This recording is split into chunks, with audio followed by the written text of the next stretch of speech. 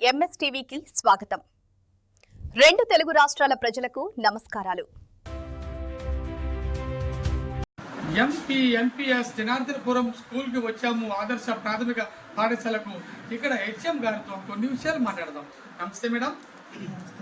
మీ school గురించి, introduction గురించి, కొన్ని ఇన్ఫ్రాస్ట్రక్చర్ ఏ విధంగా ఉందో కొన్ని విషయాలు మాతో పంచుకోగలుగుతారా? నమస్తే అండి. నా పేరు రాజరాజేశ్వరి. నేను ఈ స్కూల్కి ఇన్ఛార్జ్ హెచ్ఎంగా బాధ్యతలు నిర్వహిస్తూ ఉన్నాను. మాది నందివాడ మండలం జనార్దనపురం గ్రామం. మండల పరిషత్ ఆదర్శ ప్రాథమిక పాఠశాల. మా పాఠశాలలో 81 మంది విద్యార్థులు ఉన్నారు. 5 టీచర్ ఉపాధ్యాయులు ఉన్నాము.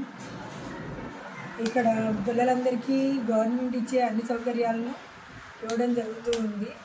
మా పాఠశాలలో విద్యార్థులకు పాఠ్యపుస్తకాలు, యూనిఫాము, బ్యాగులు, షూ ఇవన్నీ ఇవ్వడం జరిగింది. గవర్నమెంట్ ఇచ్చే ప్రతి సౌకర్యాన్ని వాళ్ళకి అందించడం జరిగింది. మా పాఠశాలలో మొత్తం 7 తరగతి గదులు ఉన్నాయి.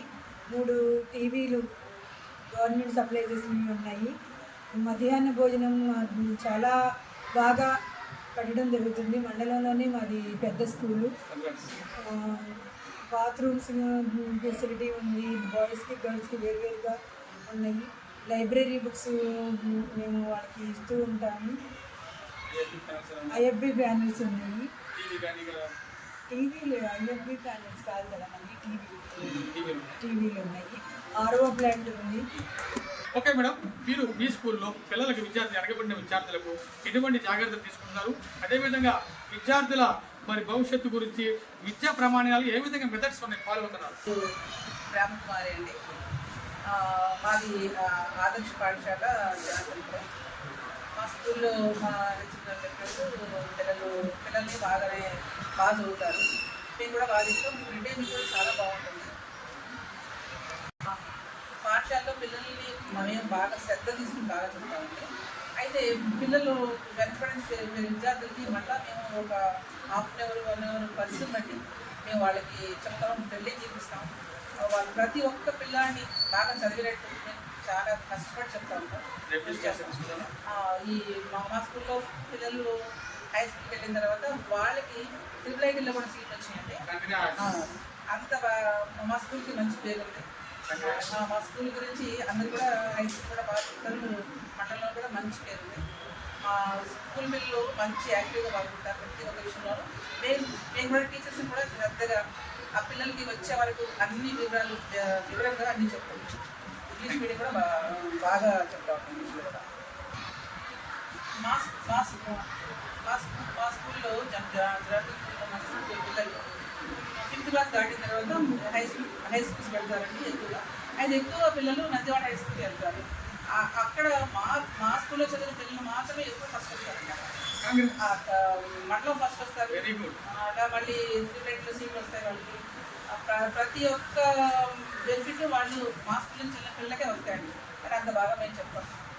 మీ స్కూల్లో పౌష్టికాహారం మిడ్ మీల్స్ ఏ విధంగా అందిస్తున్నారు? అదేవిధంగా విద్యతో పాటు క్రీడలు కూడా ఏమైనా ప్రోత్సహిస్తున్నారు? పిల్లలకు మంచి ఆరోగ్యకరమైన ఆహారం అందిస్తున్నాము. వారం 5 రోజులు వారానికి 3 రోజులు చిక్కీలు, 3 రోజులు రాగిశావ, అదేవిధంగా శనివారం స్వీట్ పొంగలి. ఆహారం కూడా చాలా నాణ్యంగా, మంచిగా, రుచికరంగా వేడి భోజనం లభిస్తున్నాము. అదేవిధంగా పిల్లలకు ఆటల ద్వారా కూడా పాఠాలు నేర్పిస్తుంటే వాళ్ళకి పుస్తకం తెప్పించుకుని వస్తాయని రకరకాల ఆటలు, గేమ్స్, మెటీరియల్స్ అన్నీ ఉపయోగిస్తున్నాం. అలాగే న్యూట్రిషన్ అందిస్తున్నామండి. వారం అదేవిధంగా గురువారం కూడా గురువారం కూడా ఐరన్ టాబ్లెట్స్ ఇస్తున్నాం. పిల్లలకు రక్తం సరిగ్గా వస్తుంది. ఓకే మేడం, ప్రభుత్వం ద్వారా పిల్లలకు చదువుకోవడానికి ఎటువంటి ఉచిత సౌకర్యాలు, బెనిఫిట్స్ అందిస్తున్నారు?